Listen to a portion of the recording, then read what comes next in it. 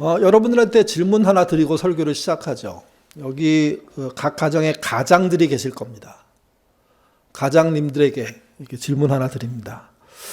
식구들에게 좋은 평가 받으세요? 너무 갑자기 훅 들어갔나요?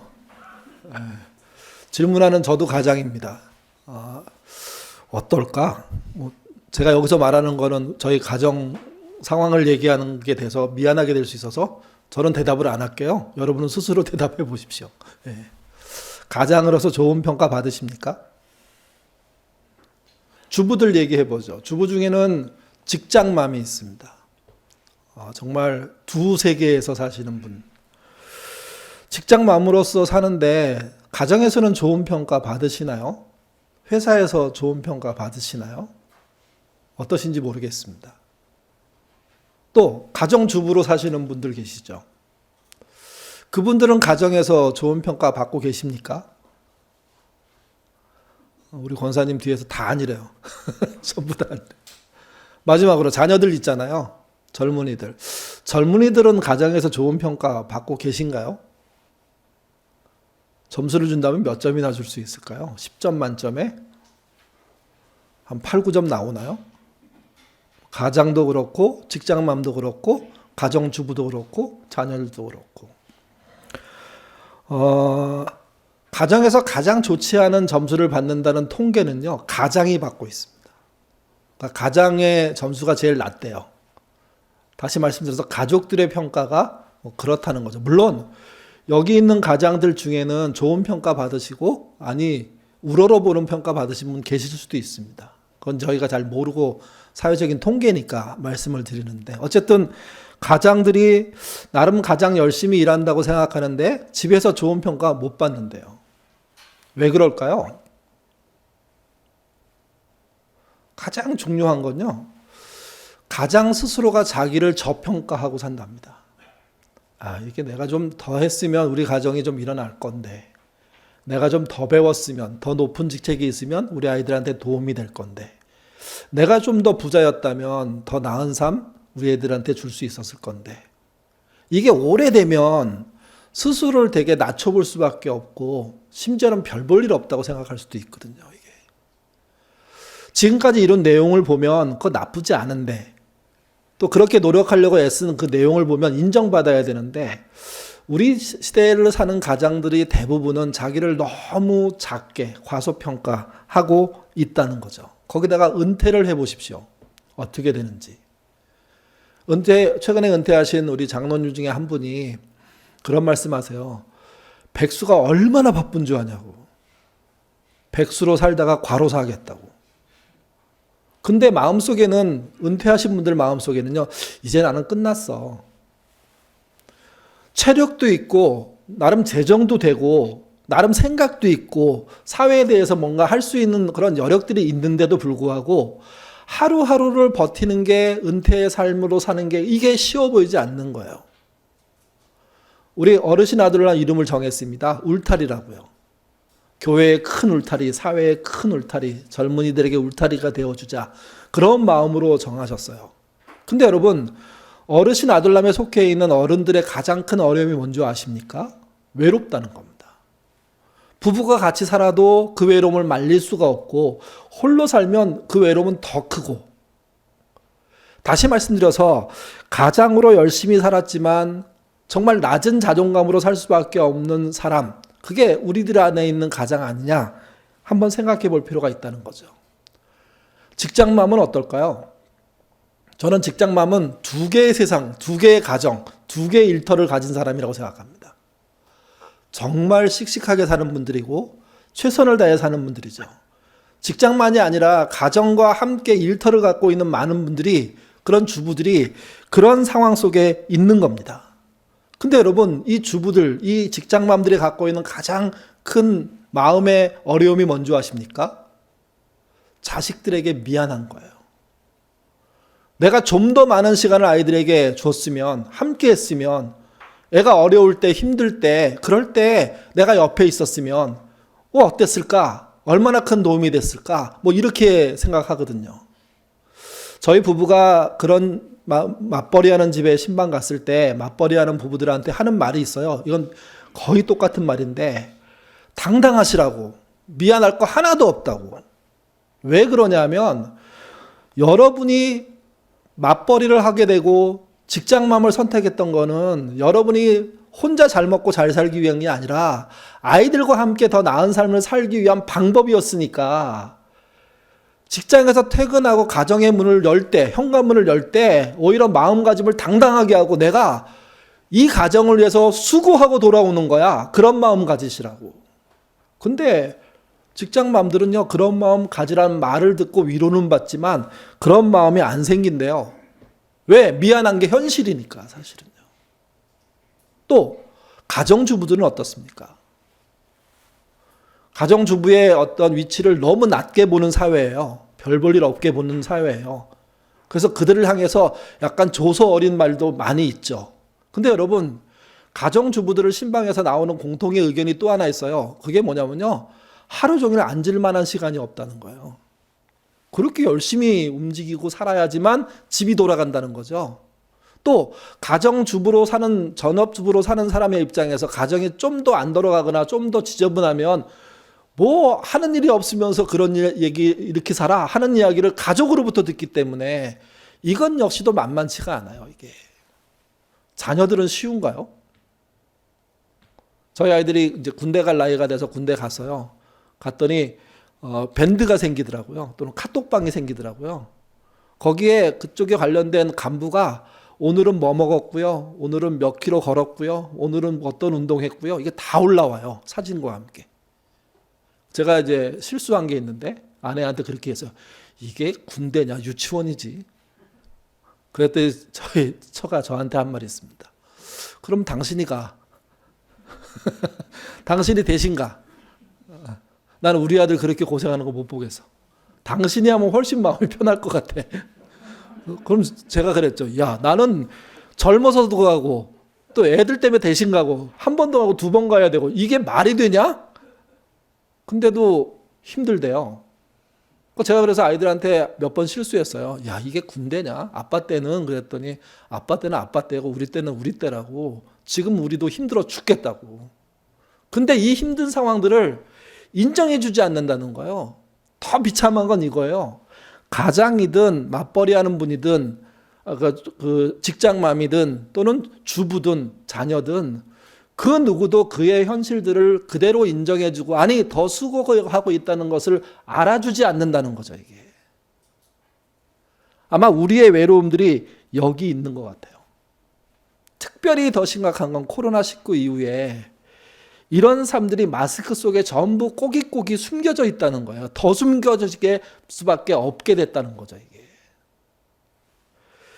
과소평가 안 하셨으면 좋겠어요. 여러분 스스로를 과소평가하시기 때문에 무기력해지는 거라고 생각해요. 저는요. 여러분이 평가받는 것보다 훨씬 나은 분들이세요. 훨씬 중요한 일들을 하고 계시는 거예요. 의미 있는 일을 하고 계시는 거예요. 뒤에서 살펴보겠지만 믿음의 조상들의 이야기를 읽으면서 제가 느끼는 한계는 그런 거예요. 야, 이 사람들 참 대단하다. 모세니까 이렇게 하고 아브라함이니까 이렇게 하고 노아니까 이렇게 했지, 다윗이니까 이렇게 했지. 근데 여러분, 어떤 면에서 우리들의 삶 또한 모세, 노아, 다윗이 겪지 못했던 그런 삶일 수 있고, 아니 그런 삶일 가능성이 훨씬 많아요. 그런 삶에서 나를 너무 낮춰보고 세상에 빗대어 봐서 형편없게 생각하는 거, 그거 아니라고 생각해요. 오히려 이 무기력한 과소평가를 이길 필요가 있다는 거죠.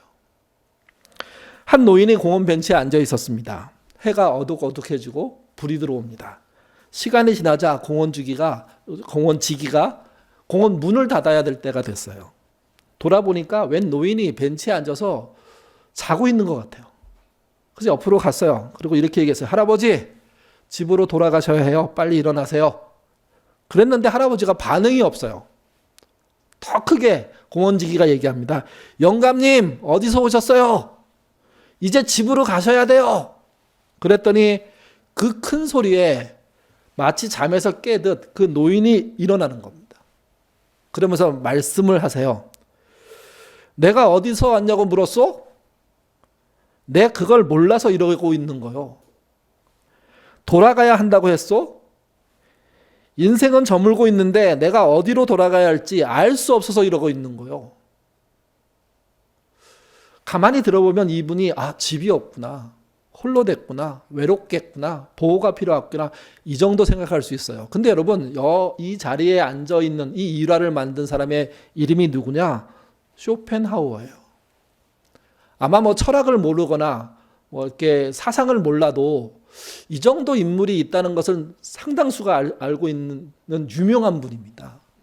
근데 그분이 완숙한 철학자가 노인이 되어서 자신의 인생에 대한 그런 삶들을 돌아보고 있는데, 그 돌아봄의 가장 큰 어려움이 뭐냐? 어디로 가는지 자기가 모르겠다는 거예요. 어디가 집인지 자기가 모르겠다는 거예요. 지금 일어나서 어떻게 해야 될지 모르겠다는 거예요. 저는 솔직한 사람들이라면 나이가 드실수록 도대체 내가 어디로 가는 거야? 이 질문을 던질 때 더 당황스럽고 더 힘들 거라고 생각해요. 왜? 어렸을 때 모를 때는 그래도 나이가 들면 알겠지 했지만, 나이가 들어서도 역시 어떻게 해야 될지 모르는 혼란이 우리에게 존재하기 때문 아닐까요?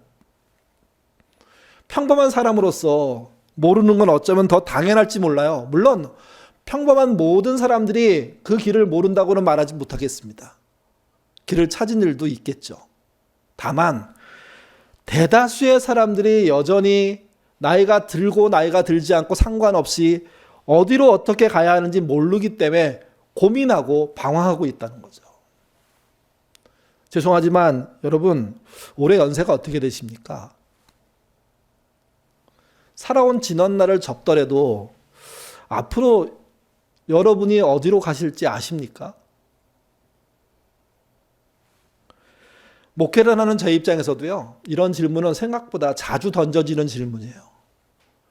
어렸을 때는 철없어가지고 목회, 하나님의 뜻을 쫓아 헌신하면 교회도 키우고 복음도 전하고 구원도 하고 그리고 영광스러운 삶을 살 거라고 생각했어요.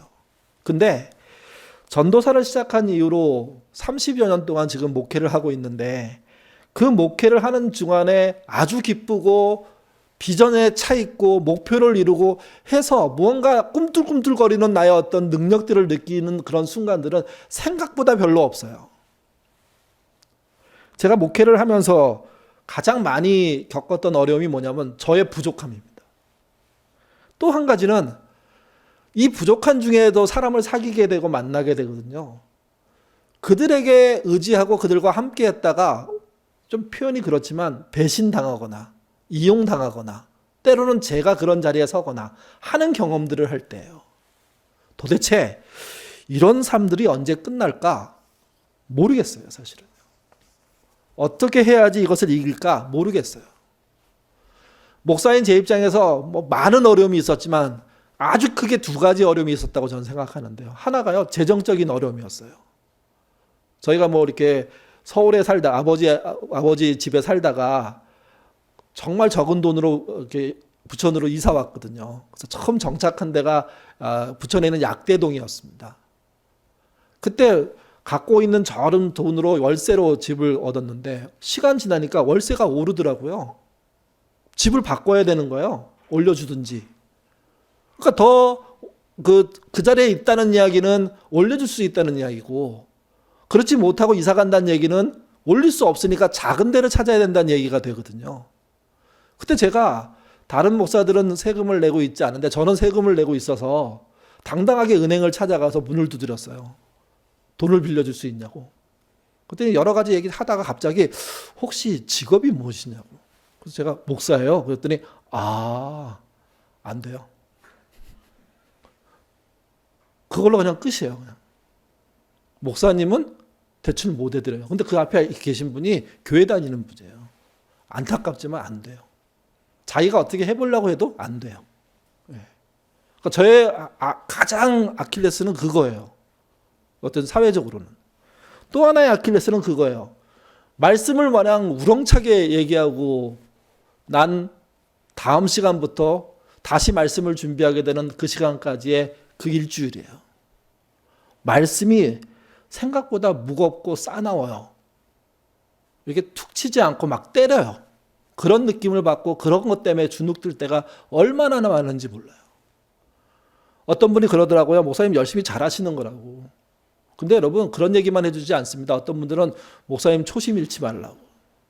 여러분 초심 잃지 말라는 뜻이 뭘까요?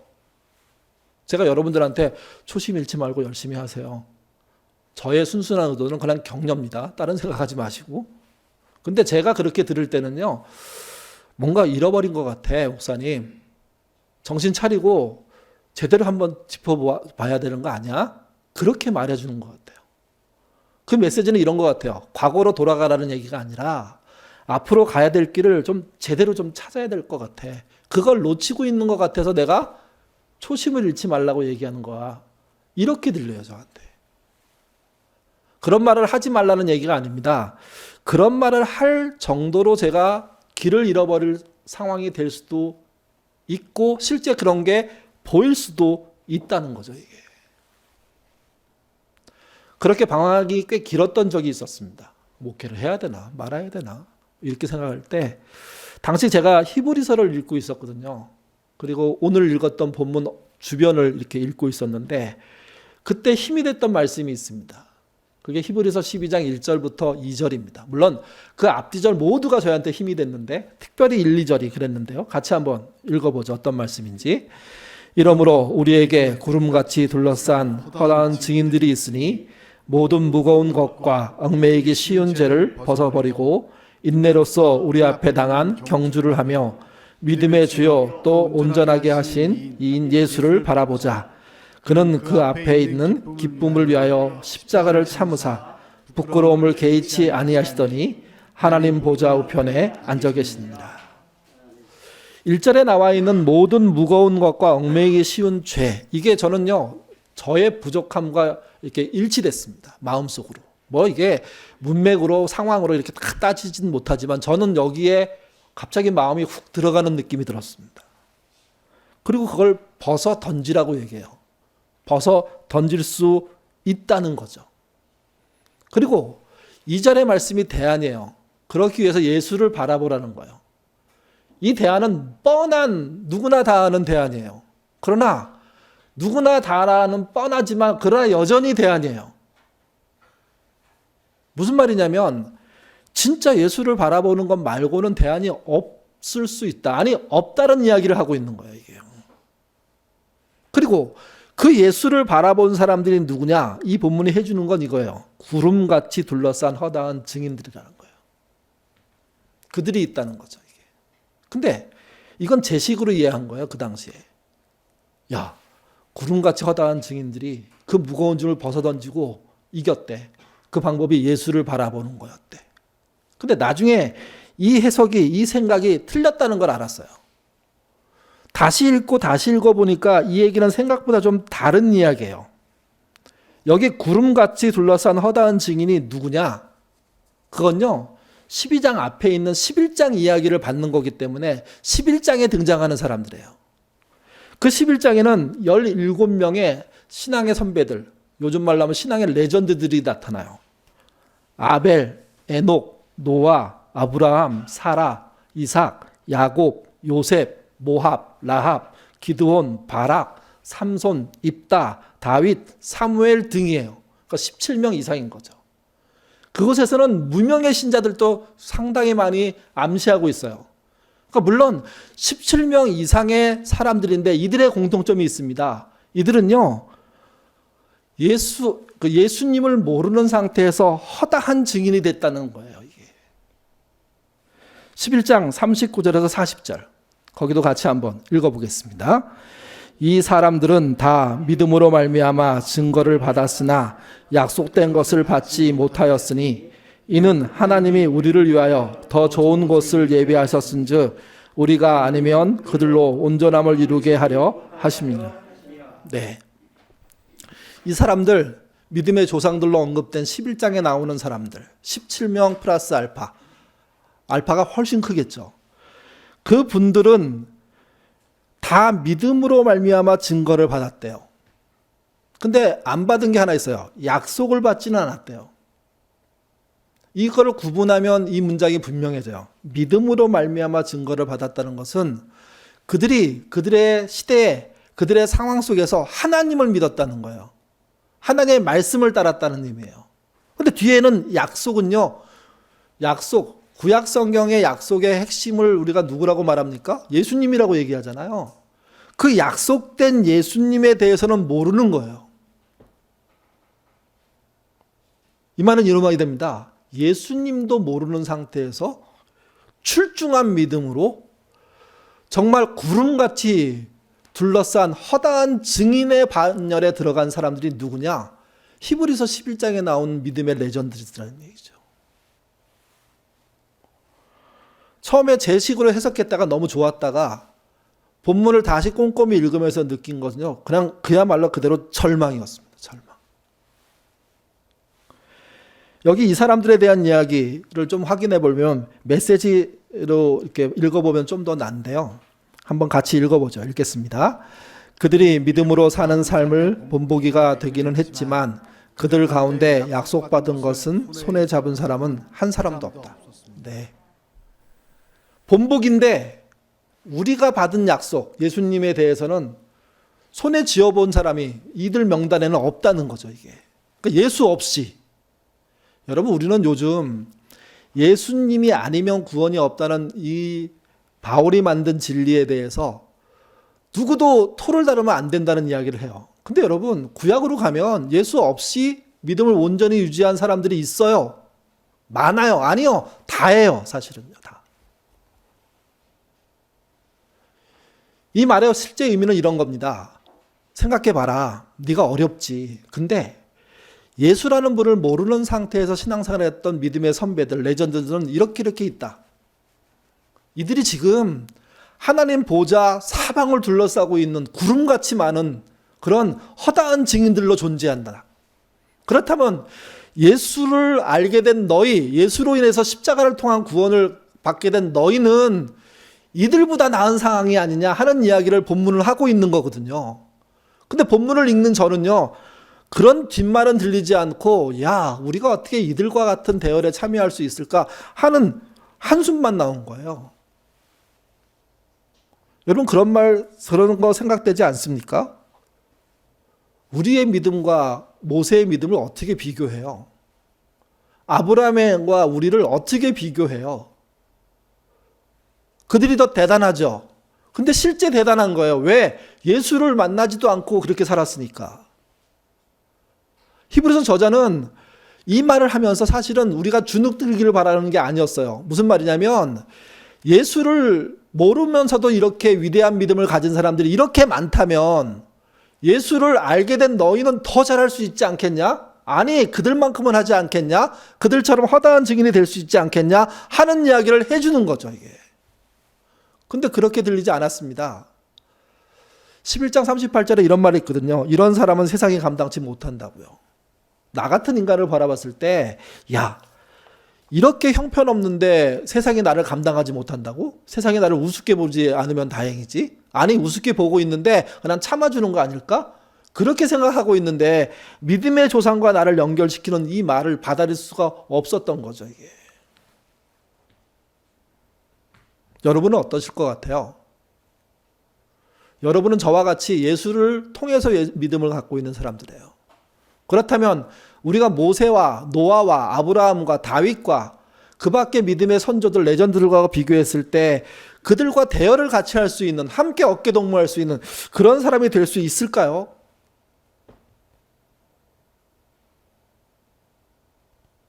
본문은 될 수 있다고 얘기하는 거예요. 더 좋은 기회를 가졌다고 얘기하는 거예요.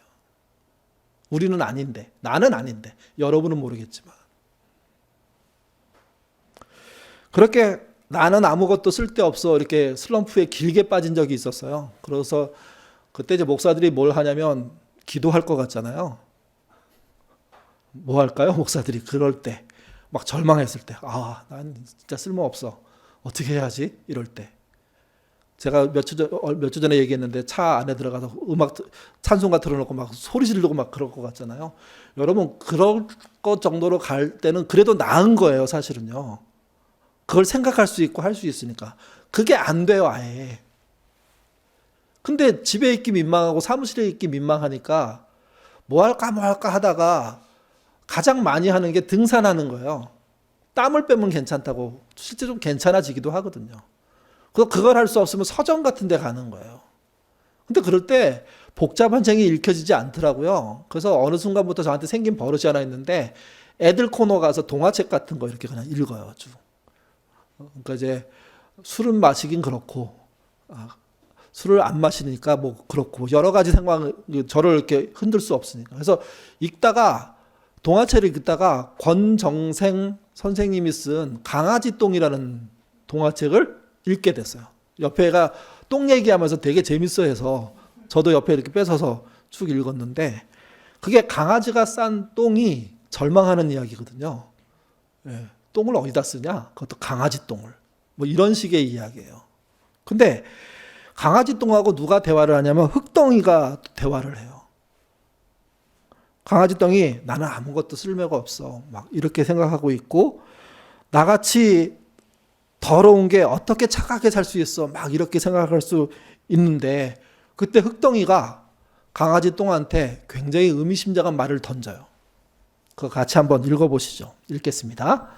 하나님은 쓸데없는 물건을 하나도 만들지 않았어. 너도 꼭 무엇인가 귀하게 쓰일 거야. 제가 감동한 건 이 말 때문이 아니에요. 이 작가가 어떤 사람이길래 이런 말을 했을까를 생각했어요. 그때. 그리고 권정생이라는 분을 찾아보기 시작한 거예요. 얘기를요. 그러다가 이분이 진짜 평범 이하의 삶을 살면서도 정말 좋은 믿음의 사람이었다는 걸 알게 됐어요. 그리고 이 말을 다시 보니까 이 사람이 자기가 깨달았을 때, 자기가 새로 힘을 얻었을 때, 자기가 별 볼 일 없다고 생각한 걸 일어섰을 때 이런 느낌이겠구나 하는 사실을 알게 된 거죠. 좀 더 자세한 이야기는 제가 내일 모레 이어서 이분에 대한 이야기를 좀 하면서 하려고 합니다. 근데 어쨌든 제가 이 이야기를 알고 이 이야기를 듣고 이 이야기의 배경을 생각해보고 권정생이라는 사람들의 이력을 따라보고 그리고 그가 만든 여러 가지 강아지 똥은 물론이고 몽실 언니 뭐 이런 글들을 쭉 읽으면서 이 사람이 진짜 평범 이하의 삶을 살았는데 진짜 믿음 있게 산 사람이고 진짜 이 사람이 갑자기 생각이 안 나요. 허다한 증인 중에 한 명이구나. 이 사람이. 그걸 보여주는 사람이구나 하는 걸 느끼게 된 겁니다. 그리고 이런 류의 책이 뭐가 있을까? 나를 살릴 책이 뭐가 있을까? 뒤지다가 두 권의 책을 제가 읽었는데 필립 얀시의 그들이 나를 살렸네. 또 한 가지는 유진 피터슨의 거룩한 후루터기. 이 두 권 다 어떤 거냐면요. 믿음의 레전드들이 아니라 예수 이후에 믿음을 가졌던 사람들의 고뇌에 대한 이야기예요. 그들이 어떻게 사는, 물론 거기 등장하는 사람들은 우리한테는 대단한 사람들로 나와요. 근데 그 메시지가 주는 핵심은 그거예요. 예수를 믿고 난 다음에 성경의 인물들부터 위로를 못 받았는데 나와 같은 시대를 산 사람들의 이야기를 읽다가 다시 믿음을 회복했다는 거죠. 그리고 그들이 허다한 증인으로 존재하는 삶들을 살고 있었다는 거죠. 저는 그런 깨달음을 얻으면서 한 걸음 더 나갔습니다. 우리 교회 장로님들이, 우리 교회 권사님들이, 우리 교회 집사님들이, 우리 교회 형제와 자매들이 사실은 그 어떤 세상에서도 볼 수 없는 허다한 증인에 속한 존재들이구나. 그렇게 살 수 있고 그렇게 살아가는 사람들이구나 하는 생각을 하게 된 거예요. 그리고 저는 그 슬럼프에서 회복됐습니다. 그냥 말씀으로 성령의 능력을 확 받아서 회복된 게 아니라 권정생이라는 사람을 발견함으로 나와 동시대에 치열하게 믿음 생활했던 그런 평범한 사람들의 이야기를 들음으로 또 그들이 허다한 증인으로 살았던 요인들이 대단한 성과가 아니라 정말 일상에서 하나님을 찾기 위한 수고였다는 사실을 알게 됨으로 회복이 됐다는 거죠. 그래서 그 얘기를 고난주간에 좀 해보고 싶은 겁니다. 교인이 너무 많아가지고요. 교인 개개인을 알지 못하는 담임 목사가 있었습니다. 매주 예배를 마치면 예배당 앞에서 목사 그리고 장로님 서서 인사하잖아요. 나가는 분들. 한 분 한 분 손을 잡고 인사할 때 물론 뭐 대다수의 분들은 옆으로 다 빠져나가기 때문에 인사를 못하죠. 근데 어쨌든 인사를 하게 되는데 대부분의 이름을 몰라요. 어디 사는지, 우리 교회 몇 년 나왔는지 알 수가 없어요. 늘 마음에 미안함이 있지만 그래도 이게 목회의 성공이라고 생각하고 나 정도의 목회를 하는 사람들은 겪는 일이야. 뭐 이 정도 생각한 거예요. 하루 주일날 예배 다 마치고 인사 다 끝냈는데 거의 끝에 부분에 한 부부가 아기를 들고 왔어요. 그리고 그 목사님한테 우리 아기를 위해서 좀 기도해 달라고. 그 교회는 뭐 젊은 부부들이 많으니까 아기도 많이 태어나고 그들이 아기 데리고 오면 목사님 찾아와서 기도해 달라고. 이건 되게 일상적이거든요. 보통 기도할 때 어떻게 하냐면 아기를 받아요, 목사님이. 사모님이 옆에서 도와주고요. 그러면 그 앞에 이렇게 보통 이렇게 뭘 덮어 놓잖아요. 이렇게 열어가지고 손을 얹고 기도해줘요. 근데 이제 그날 그 엄마는 조금 달랐어요. 주지 않고요. 갑자기 이렇게 덮어 있는 그 이불을 이게 드는 거예요. 근데 목사님 깜짝 놀랐어요. 아기의 얼굴이 이쁘장하지 않고 일그러져 있었어요. 그리고 자기 입에서 이렇게 나온 거예요. 아이고 하나님, 이렇게 얘기한 거예요. 여러분, 그 엄마가 어떻을까요? 목사님이 깜짝 놀라는 모습을 보고. 더 놀란 건 목사 자신이에요. 왜 그러냐 하면 교인들에게 상처 주는 행동을 본인이 스스로 하는 것만큼 잘못된 미련한 짓은 없다고 스스로 생각하는 사람인데, 그래서 부교육자들한테 똑똑히 하라고, 그럴 때 놀라지 말라고, 말 조심하라고 그랬는데 본인이 그래버린 거예요, 지금요. 그럼 너무 미안해갖고 어떻게 해야 되나 그랬더니 엄마가 빨리 나서서 이렇게 해요. 놀라셨죠, 목사님? 저도 처음에 그랬어요. 아이 이름은 하손인데요. 석 달 전에 기형아로 태어났어요. 의사 말에 의하면 1년 안에 죽을 수 있대요. 엄마가 그렇게 얘기하니까 목사님 더 충격을 받는 거죠. 아이가 죽기 전에 좀 더 많이 사랑하고 싶어요. 그래서 교회에 용기 내서 데리고 왔어요. 목사님 기도해 주세요. 그 목사님은요, 아기를 받아 안지도 못한 상태에서 아이에게 손을 얹고 기도합니다. 기도합시다. 그랬더니 자기 처음엔 몰랐는데 부부 바로 뒤에 한 6, 7명의 사람들이 이렇게 훅 다가오는 거예요. 서로 어깨동무 비슷하게 하면서 그 부부를 감싸는 거예요. 그 모습을 보면서 기도를 시작했어요. 그가 스스로 목사가 울 수밖에 없었어요. 왜? 본인이 보았던 아이들 중에 가장 참담한 모습의 아이를 본인이 지금 보고 있고, 이 아이가 1년 안에 죽을 거란 이야기를 들은 이 부모가 실망하지 않은 상태에서 어떻게 하면 사랑을 더 줄 수 있을지를 고민하고 있다고. 이렇게 얘기하니 목사로서 너무 부끄러운 거예요. 너무 창피한 거예요. 기도가 마쳤습니다. 같이 스크럼을 짜고 기도했던 분들이 아멘하고 막 다들 고개를 들었고, 목사가 뭔가 도와야 된다 해서 물었어요. 우리가 도울 일이 없겠냐고. 그랬더니 그 자매가, 그 엄마가 이렇게 얘기했답니다. 괜찮아요, 목사님. 함께 하는 우리 속계 식구들이 정말 아이가 태어난 그날부터 지금까지 열심히 자기 일처럼 도와주고 있어요. 매일 전화해요. 여러분, 속회라는 것은 감리교의 구역 모임 같은 거죠. 우리로 치면 아둘람 모임 같은 겁니다. 그 식구들이 10여 명인데 그 아이가 태어나고 그 소식을 듣고 같이 놀래고 난 다음에 그걸로 끝나지 않고 그 아이를 챙기기 위해서 같이 움직이고 있대요. 매일 물어본대요. 뭐가 필요하냐고, 뭘 어떻게 할 거냐고, 내가 어떤 역할을 해주는 게 좋겠냐고. 그렇게 물어보지 않으면 찾아오고 어떤 음식을 주거나 아이를 위해서 뭘 하거나, 그게 막 움직이고 있는 거를 본인이 느끼고 있다는 거예요, 이게. 그 부부에게는 2가지 논의하는 내용이 있었답니다. 그것도 속회 식구들하고. 첫 번째는 이런 거였어요. 하나님이 오랜 기간 동안 아이를 살려주시면 어떻게 키울지. 여러분, 장애아를 키운다는 이야기는 사실은 비장애아를 키우는 거하고 상대가 되지 않는 어려움이거든요. 이건 한 부모가 할 수가 없어요. 2 부모도 만만치 않은 일이에요. 사실은 속회 정도 되는 규모의 사람들이 함께 들어가서 뭔가 같이 부대끼지 않으면 그 모습을 감당해낼 방법이 없거든요. 근데 속회 식구들이 그 일을 하자고, 아이가 살아있는 내내 그 일을 하겠노라고 그렇게 얘기했다는 거죠. 그리고 그 일을 하고 있고, 또 하나, 아이가 정말 의사의 말처럼 1년 안에, 아니 그보다 더 짧게 하나님이 데려가신다면 아이를 위한 장례식이 뭘까를 고민하고 있대요. 장례식을 잘해주겠다는 뜻이 아니에요. 장례식을 할 수밖에 없다면 장례 이전에 아이에게 주어야 될 게 뭘지를 고민하고 있다는 거예요.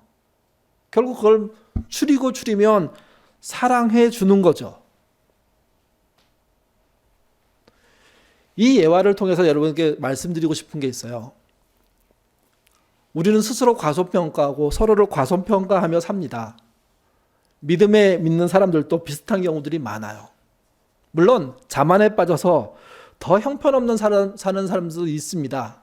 그들은 사실은 불쌍한 사람들이니까 이 얘기에서는 뺐으면 좋겠어요. 그들의 과욕, 과시 다 허무하다는 거 알고 계실 겁니다.